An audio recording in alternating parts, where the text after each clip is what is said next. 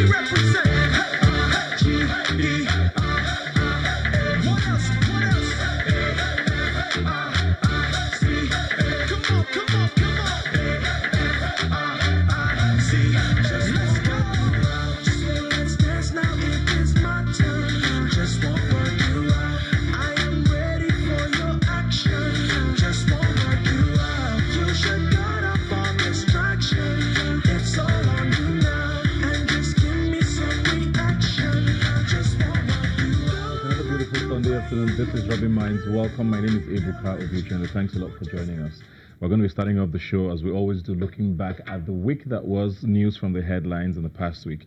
And of course, top of the news is still the leader of the Shiite movement, El-Zakzaky. But this week came with a completely different dimension, with revelations by the Minister of Information talking about how much it costs to feed the leader of the movement, who has been in dissension, actually, for a couple of years now. And a lot of people have wondered if it is true, and if it isn't true, why did he say that? If it is actually true, why is it costing so much? So there's a lot to unpack with that particular situation. I have here with me Tosin, Adesina, and George Taiwo. Thanks for being here today. Lai Mohammed is in the news again, and it's not always for the right reasons. This time, we did hear him say that it cost about 3.5 million to feed El-Zakzaky, who's in the custody of the federal government. It comes with a lot of backlash, like I said earlier. People are not sure if it's actually true. And if it isn't true, why then would he say that? But if it's true, it's actually mind-boggling that it costs that much to feed him. Then what did you make out of that statement? Okay, the main thing that I can make out of that statement is that the government is not being sincere. It's not being sincere because 3.5 million naira is too much an amount to spend on Zakzaky and his wife. That amounts to 116,000 naira daily. And this also boils down to wastage in governance. 3.5 million naira, we build a block of classroom. 3.5 million naira, we fix potable water. So why do we decide to keep this man in solitary confinement and we spend this amount of money on him?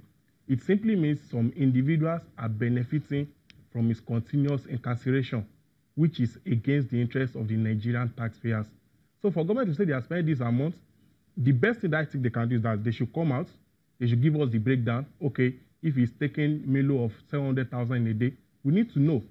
So spending such amount of money is one thing, wastage of scarce resources. Nigeria cannot afford to spend such money on this man. Considering the fact that this man has been in detention since December 2015, it means we will have to spend this amount till the end of this administration, because for now, the government is not ready to release this man. Yeah. And spending this amount of money on Zakzaky, it means we are wasting scarce resources, and we cannot continue to afford that. When he made the statement, we did hear from, I think it was the Minister of Transport, Rotimi Amechi, who was sitting right beside him. He said some things that were not completely audible, but you could tell that he was trying to sort of either, I don't know, correct whatever he was saying, or what did you think the Minister of Information was trying to achieve by saying that? Well, only Alhaji Lai Mohammed is in the best position to answer that question, because it is ridiculous, just like Adesina said. What was his intention? Does he expect the Shiites who have been protesting in Abuja for as long as you can imagine, does he expect them to be excited that their leader is being properly fed, or he wants the man to starve? So it is so sad. But again, I'm not so surprised. A man like Lai Mohammed, with all due respect to the Honorable Minister, is fond of making controversial statements, and he stands by such. I give you an example.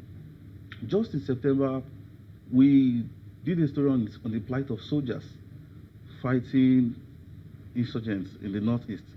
And the president, in his Independence Day broadcast, said he would look into those complaints, those allegations. But like 3 weeks ago, Alhaji Lai Mohammed said it is fake news. This is a story that has hardcore evidence, pictures, videos. So he's used to being on the other side. He's full of controversy. Whatever he intends to achieve with that, I don't know. Well, like he said there now, I mean, he was probably said to make people understand, especially his followers, understand that he was well taken care of. But isn't that a good side to it? I mean, it means that, okay, even if he's in custody, we are not necessarily torturing him. We're just trying to keep him for whatever reasons, but at least he's well taken care of. Should that have an effect on how his followers feel? No, it will even have more negative effects. There is a saying that the price of peace is cheaper than the price of war. Now, no matter how long you keep Zakzaky, the only thing that will reign in on his followers is the freedom of the man. You can't tell me that my father is in detention for about 3 years now, and you want me to be happy because he's well fed. No, Zakzaky is not suffering from famine either. So whether he's in detention or not, he's living well. But what we are saying is that government should learn to respect court orders. There is a court order that says this man should be released. You did not do so. And last week, about 45 of his followers were killed in confrontation with Nigerian army. These are needless deaths. The reason why these deaths are needless is because if we abide by that judgment, simple. There are so many ways for government to keep people under duress. You release him, collect his passports, monitor his movements.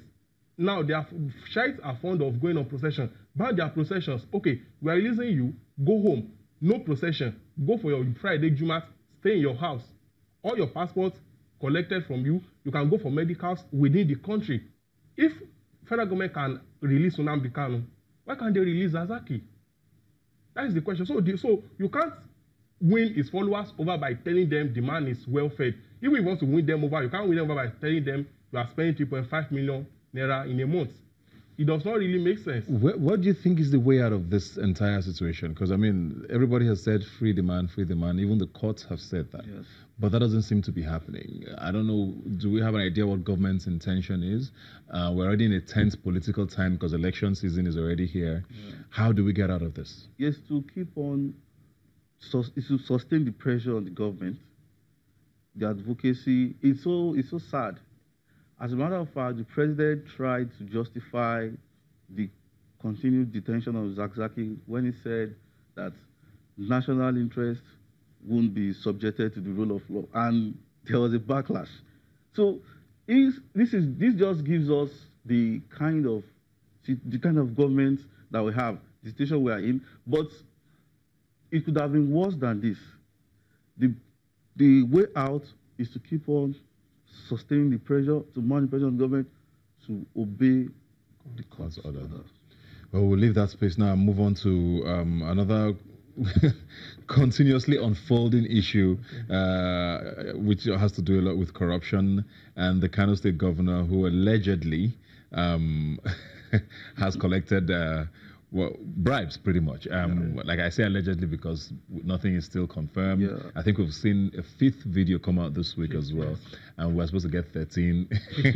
Or is it 15? It's a very long season. So I think they're dropping 1 or 2 every week now.